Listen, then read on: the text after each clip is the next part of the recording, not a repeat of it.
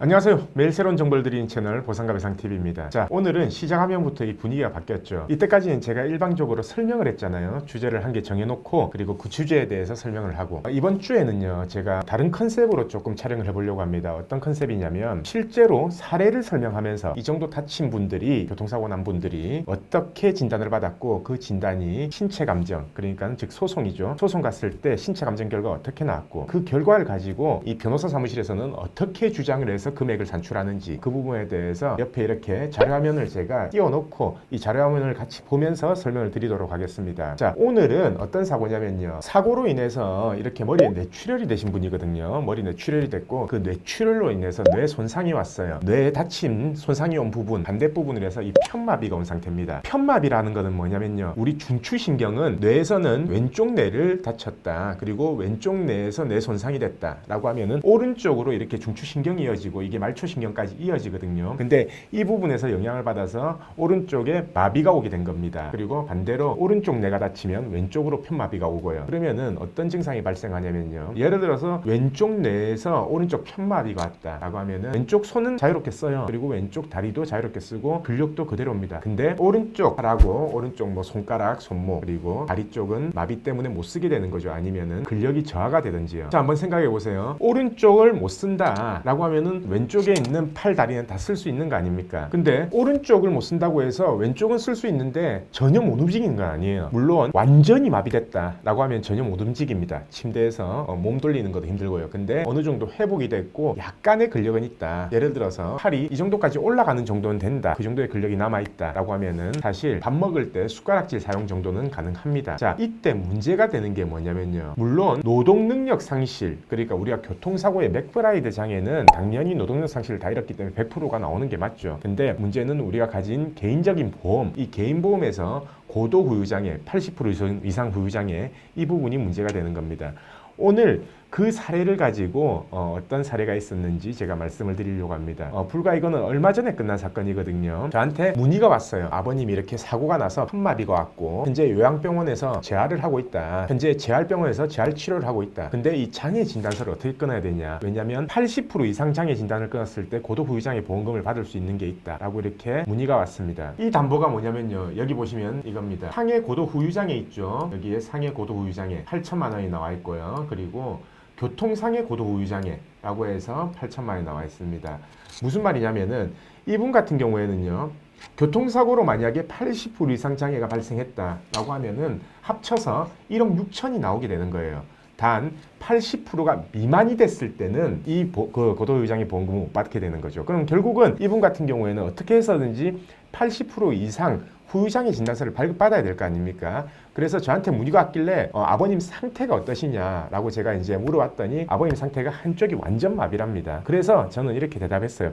그거는 우리 도움 필요 없다. 그냥 주치의한테 후유장애 진단서를 발급해서 80%가 넘으면 청구를 하시면 된다. 그리고 만약에 주치의가 장애를 안 써주거나 아니면 장애를 써준다 하더라도 80% 미달이거나 아니면 보험사에서 청구를 했는데 보험사에서 보험금을 지급 안 한다, 문제가 된다면 저한테 연락을 주세요 라고 했는데 저는 이거 당연히 지급될 줄 알았습니다. 근데 보험사에서는 어떻게 했냐면요, 자, 이분 같은 경우에 주치의한테 장애 진단서를 받았어요. 주치의라고 하면은 현재 치료받고 있는 병원의 주치의도 있고요, 예전에 수술했던 병원의 주치의도 있습니다. 그래서 둘 중 아무한테나 받으면 되잖아요. 그래서 장애 진단서를 발급을 받았는데 그 장애 진단서 발급받은 내용을 한번 보면요, 여기 보시면은 주치의한테 일상생활 기본 동작에 제한이 있다. 그리고 ADLS 평가표 기준으로 해서 이동 동작에서 40%, 그리고 음식물 섭취에서 10%, 배변 배뇨에서 15%, 그리고 목욕에서 10%, 옷 입고 벗기에서 10% 해서 총 85%의 장애 진단서를 발급을 받았습니다. 그래서 이 장애 진단서를 보험사에 청구했고요. 근데 보험사에서는 조사가 당연히 나왔죠. 조사가 나와서 한 말이 뭐냐, 자기들은 의료 자문을 받아봐야 된다. 1억 6천이라는 보험금이 나가야 되기 때문에 의료 자문을 받아야 된다 라고 해서 보험사에서는 의료 자문을 받았습니다. 근데 보험사에서 의료 자문 받은 결과 85%가 아닌 75%의 자문 결과를 가지고 온 거예요. 그래서 자기들은 80% 미달이기 때문에 이 보험금 지급 못하겠다라고 한 거죠. 그래서요, 이 환자분은 어떻게 했냐면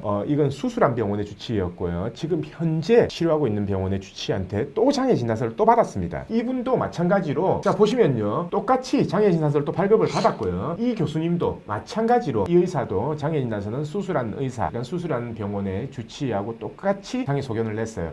그리고 장애 진단서를 발급했고요. 근데도 보험사는 그럼 다시 자문 가겠다라고 해놓고 다시 자문을 가서 또 75%라는 결과를 가지고 온 겁니다. 자, 75%라면요. 아까 80% 고도유장의 보험금 5%가 모자라기 때문에 아예 못 받게 되는 거예요. 근데 실질적으로 이 환자분은요. 이 보호자는 2명의 의사, 치료했던 2명의 의사한테 모두 85%라는 장애 진단서를 청구해서 보험금을 지급받을 수 있음에도 불구하고 보험사가 자문 결과 안 된다라고 해서 지금 못하고 있는 상황이었거든요. 그래서 다시 저한테 전화를 줬어요. 그래서 제가 뭘 했냐면 운동 각도로 장애를 끊어라. 왜냐면 한쪽이 멀쩡하기 때문에 숟가락 사용이 된다면 80% 이상이 나오기 힘들다. 그러면은 한쪽이 마비가 돼 있지 않냐. 그러면 숟가락 사용이 된다 하더라도 ADLS에서는 80% 안 넘겨도 된다. 대신 운동 각도로 끊는다면은 한쪽 팔, 한쪽 다리의 최대 장애가 60%씩이거든요. 그러면 합치면 120%예요. 그래서 충분히 가능하다라고 해서 했는데 주치의가 본인은 운동 장애로는 평가 못 하겠다. 왜냐? 뇌신경 손상이기 때문에 일상생활 동작 제한으로만 평가하지 운동 각도에 대해서는 평가 못 한다라고 이렇게 했답니다. 두 분 다. 자, 그럼 이분 같은 경우에는요. 장애 진단서를 발급받지 못하기 때문에 이걸 아예 청구를 못 하게 되는 거예요. 그래서 제가 했죠. 그러면은 저희한테 맡겨라. 그럼 저희가 알아서 해드리겠다. 솔직히 저는요. 보험사하고 이거 통화하고 저희가 법률 의견서라든지 판례라든지 이런 부분을 넣고 보험사에 주장하면 보험사 줄 줄 알았어요. 근데 보험사 담당자하고 제가 통화를 했는데 보험사 담당자가 뭐라고 했냐면요. 자기들은 자문 결과가 그렇게 나왔기 때문에 어쩔 수가 없다. 결제가 안 나온다. 그러면은 저보고 그렇게 하는 거예요. 저보고 운동 각도로 해서 장애 진단서 발급을 해달라. 그러면은 바로 지급을 하겠다라고 해서 제가 이렇게 말했어요. 아니 한쪽 마비돼서 움직이지도 거동도 못하는 분을 굳이 다른 병원까지 모셔가면서까지 비용 들여가면서까지 이렇게 장애 진단서를 꼭 제출해야 되겠냐. 그냥 지급하면 안 되냐 라고 하니까 도저히 안 되겠답니다. 자, 그래서 어쩔 수 있나요? 그러면은 저희가 다른 병원, 제3의 대학병원에 가서 운동 각도로 측정해서 장애 진단서를 발급을 받았습니다. 그 내용을 한번 보면요. 자, 여기 장애 진단서를 보시면은 결국은 똑같은 분이에요. 똑같은 분이 지금 3번째 장애 진단서를 받고 있는 겁니다. 자, 근데 다른 거는 뭐냐? 앞에 장애 진단서 2개는 ADLS 평가, 그러니까 일상생활 동작 제한이 얼만큼 되냐? 이동 동작, 음식물 섭취 동작, 뭐 배변 배뇨, 목욕, 그리고 옷 입고 벗기 이런 것들이 얼만큼 제한되냐? 그거를 평가하는 거고요. 그걸로는 식사를 할 수 있다, 숟가락을 들 수 있다라고 하면 80% 나오기 힘듭니다. 그래서 저는 제3의 병원, 저하고 같이 갔습니다. 제3의 병원 가서 이렇게 운동 각도로 평가를 했어요. 보시면은 한 팔에 3대 관절 완전히 기능을 잃었다라고 해서 지급률 90%다. 왜냐? 어깨, 주관절, 손목이 30%씩이거든요. 기능이 아예 없으면. 그래서 90%. 다리 부분에서 전부 다 기능을 잃었기 때문에 90%. 그리고 손가락 기능을 모두 잃었기 때문에 30%. 그리고 발가락 기능을 모두 잃었기 때문에 20%. 그러면 토탈 다 더하면은 230%가 나옵니다. 근데 230%라고 해서 230%를 주는 게 아니라 아까 80%만 넘으면 되기 때문에 그 보험금은 충분히 받을 수 있다는 거죠. 그래서 결국 이렇게 보험사에 청구를 했고요. 결국 보험사에서는 보험금을 지급을 했습니다. 자, 이렇게 보면요. 우리 보상 문제는요. 그렇게 어려운 게 아니에요. 어려운 게 아니라 방향만 조금만 다르게 바꿔가지고 진행을 하고 그리고 충분히 의료적인 근거만 확실히 대준다면은 충분히 지급받을 수 있는 보험금인데도 불구하고 우리 피보험자들은요. 이런 방법들을 모르는 거예요. 그리고 협조가 될 수 있는 의사가 없다는 거죠. 사실 그래요. 이렇게 재활의학과나 신경외과 교수님들이요. ADLS 평가 말고 운동 각도로는 잘 평가하지 않습니다. 왜냐면요. 모든 장애, 뇌손상에 있는 모든 장애의 평가는 일상생활 기본 동작 제한으로 평가를 하거든요. 우리가 보면 국민연금 장애도 그렇고요. 국가장애도 그렇고 한제도 그렇고 그리고 이 교통사고도 마찬가지고요. 그렇기 때문에 운동 각도로 평가한다라는 거에 대한 생각을 전혀 못하는 거죠.